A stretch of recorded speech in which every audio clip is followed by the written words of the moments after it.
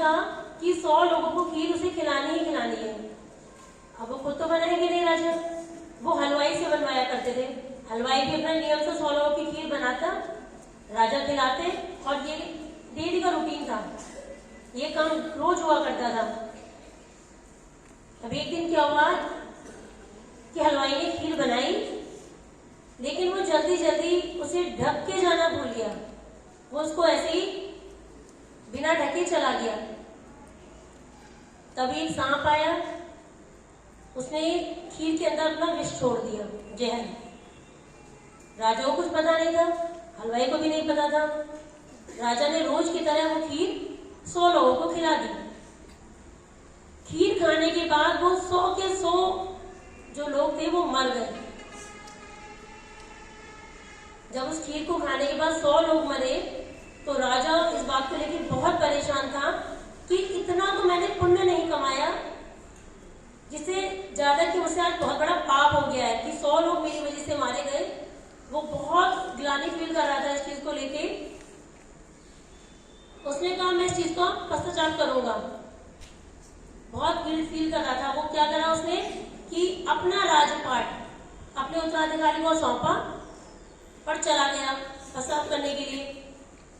जंगलों में गया, जंगलों से होते होते गांव में भी निकलता, फिर जंगल आ जाते। कई दिन ये सिलसिला चलता रहा। एक दिन जब वो एक गांव में पहुंचा तो शाम हो चुकी थी, दिन छिप चुका था। तो चौपाल पे कुछ लोग बैठे हुए थे। उसने कहा कि मुझे एक रात की शरण चाहिए, क्या इस गांव में मुझे शरण मिलेगी? तो उन गांव वालों ने कहा देखिए हम लोग तो नहीं रख पाएंगे, लेकिन इसी गांव में 2 भाई बहन रहते हैं, माँ बाप नहीं है, वो 2 भाई बहन ही अकेले उस घर में रहते हैं। आप चाहें तो वहां चले जाए, वो बहुत ज्यादा, उनकी बहन जो है पूजा पाठ करती है, ध्यान करती है, तो वो आपको अपने घर में जरूर रखेंगे। अब राजा को लगा ठीक है जाया जाना चाहिए वहां। राजा जाते हैं और होता भी ऐसे ही है। वो दोनों भाई बहन उनको मिलकर कहते हैं कि ठीक है आप अतिथि हैं हमारे, आप बेशक रुकिए, हम आपके खाने पीने का इंतजाम करते हैं। उनको बहुत अच्छे से अपने घर में रखा जाता है, खाना पीना खिलाया जाता है, अतिथि के रूप में उनका बहुत स्वागत किया जाता है। राजा ने कहा मैं सुबह ही निकल जाऊंगा यहाँ से। उन्होंने कहा ठीक है। तो वो जो 2 भाई बहन थे, उसमें जो लड़की थी, बहन जो थी, उसका नियम था कि उन्हें सुबह उठ के ध्यान करना, बहुत पूजा पाठ किया करती थी। अब वो सुबह उठी, अपना ध्यान में बैठ गई। अब उस दिन ध्यान करते करते लड़की को बहुत ज्यादा टाइम हो गया। जब उसका ध्यान छूटा तो उसके भाई ने कहा भाई आज आप ये क्या किया है, तुमने ये क्या किया आज? रोज तुम ध्यान पे जल्दी उठ जाती थी और आज तुम्हें जल्दी उठना चाहिए था, क्योंकि हमारे घर अतिथि आए हुए हैं, उनका खाने पीने का भी इंतजाम करना है, उनको विदा भी करना है, पर आज आपने इतना टाइम लगा दिया। तो वो अपने भाई से बताती है कि आज जब मैं ध्यान में थी तो देवताओं के यहाँ सभा चल रही थी और मैं उस सभा में ही व्यस्त हो गई। भाई ने पूछा सभा में हो क्या रहा था? कि सभा में एक मुद्दा आया। उसमें क्या था कि एक राजा जो रोज 100 लोगों को खीर खिलाया करता था, उसने उस दिन भी 100 लोगों को खीर खिलाई, लेकिन क्योंकि वो खीर जहरीली थी तो 100 लोग मर गए। अब उसी का वहां केस चल रहा था, डिस्कशन हो रहा था कि अब इसमें दोषी कौन? राजा जिसने खीर खिलाई, हलवाई जिसने खीर बनाई, या सांप जिसने अपना जहर उस खीर में डाल दिया? अब राजा भी बड़ा उत्सुक था, अरे ये तो मेरा ही केस है। वो भी आया, कह रहा बेटा फिर हुआ क्या, निष्कर्ष क्या निकला?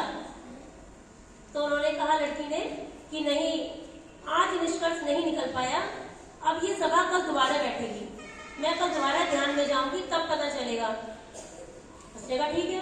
अब राजा को लग रहा था भाई मेरी तो समस्या का समाधान ही हो सकता है, तो मैं जिस चीज के लिए निकला हूं हो सकता है मेरी समस्या यही समाधान हो जाए, भाई सॉल्यूशन यही हो जाए, तो मैं रुक जाता हूँ। उन्होंने कहा कि मुझे आज और अपने घर रुकने दीजिए, आज की शरण और दीजिए, मैं कल सुबह होते ही चला जाऊंगा।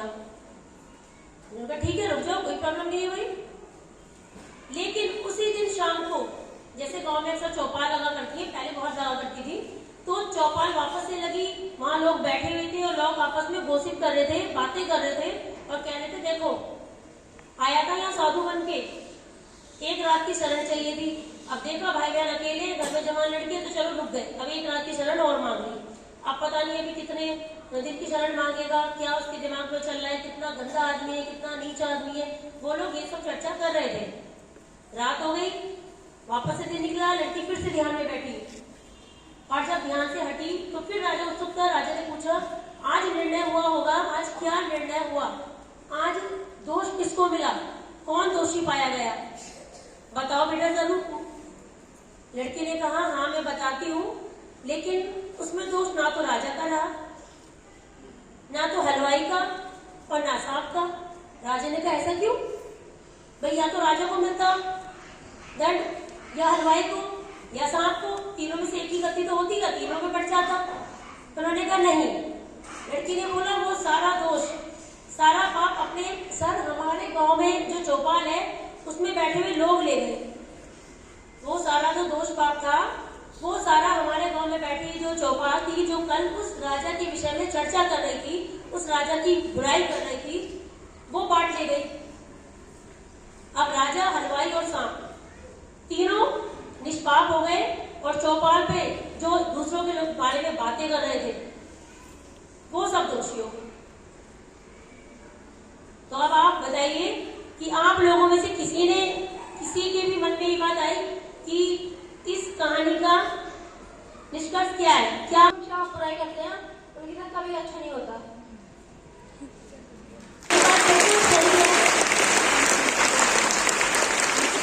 अच्छे के साथ अच्छा बनने की कोशिश कीजिए और दूसरों की बुराई करना, दूसरों के बारे में बातें करना, उनका पाप अपने सर लेना छोड़ दीजिए।